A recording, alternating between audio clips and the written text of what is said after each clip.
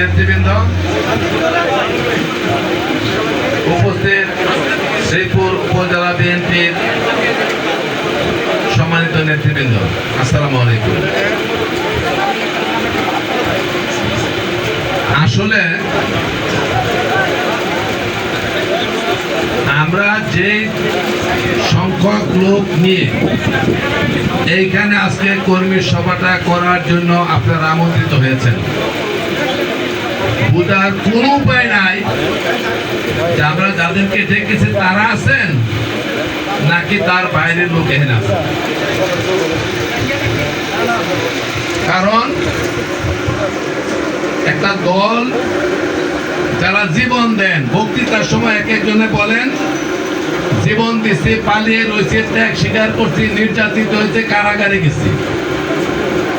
এত ত্যাগ যারা স্বীকার করতে পারেন, অবশ্যই করছেন, সেই লোকগুলি কি এই রকমের আন্দাজ নাই, এই রকমের বিবেক নাই যে যাদেরকে ডাকছি তারা সারা একটু বাইরে থাকেন? এইটুক সম্মান বোধ, এইটুক লজ্জা যদি না থাকে, দলের প্রতি যদি এইটুক আনুগত্য না থাকে, তাহলে আপনারা যে ঢুকে বসে আছেন, এটা কোনো সাংগঠনিক বিধানের মধ্যে পড়ে?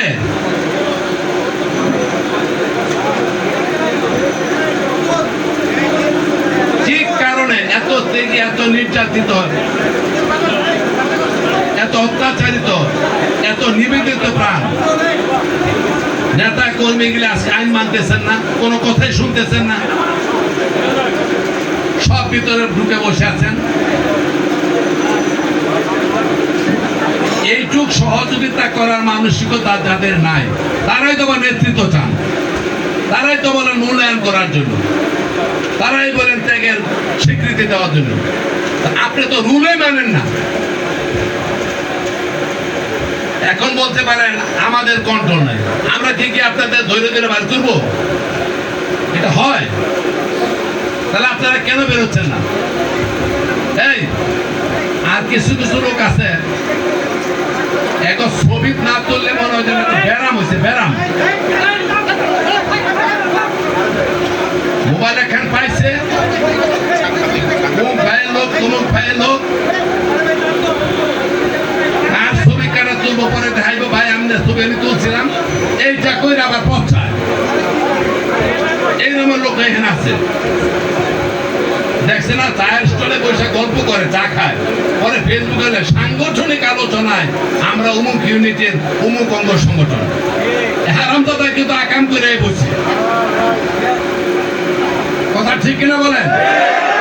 সে কি কাজ করেছে কেউ জানে না, সে নিজে হুন্ডা মুন্ডা চালায় বসে রেস্টুরেন্টে বসে চাটা খায়, ছবি তোলে, ছবি তুলে চালে।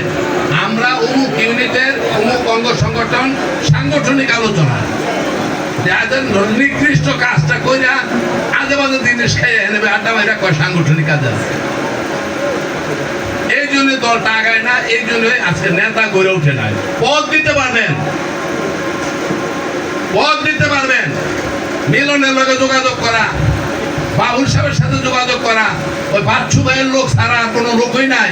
মিলন ভাই ভয় নাই, আমার স্লোগান দিচ্ছে, এটার ভিতরে ঢুকছে বলে ফলে মিলন ভাইয়ের ভয় নাই, রাজপথ ছাড়ি। আর আমি তো তারা আমার বউরে যে 7 বার আত্মগ্রহণ করলো, আমার 1800 জন জেলখানায়, তখন বলতো আমি খুঁজছিল অনেক ঢুকছি, কোনো কিচ্ছু নাই আমার।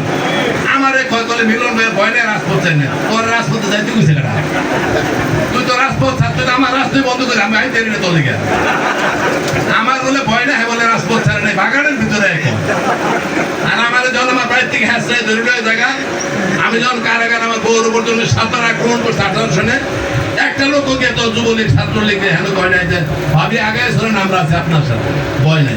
তখন লোক পাওয়া যায় না, ওখানে বাগানের ভিতরে ঢুকতে বলে কয়, বলে মিলন ভাই ভয় নাই, রাজপথ চাই, তরিকাটা কিছু স্লোগান দিতে। সরমের কথা বইলে থেকে সরবে, যখন থেকে আমার বাড়ির ভিতর গ্রামে খালি হলো, ওয়ানের ভিতরে ঢুকছি, তুই সেমাই খা, ফলে মিলন ভাই ভয় নাই, রাজপথ চাই। আমার রুমের ভিতরে কইয়া ঢুকা কয় রাজপথ বলতে, ওই হ্যাঁ ওই আমগুলো ব্যক্তিগত যোগাযোগ করে হুন্ডা মুন্ডা লইয়া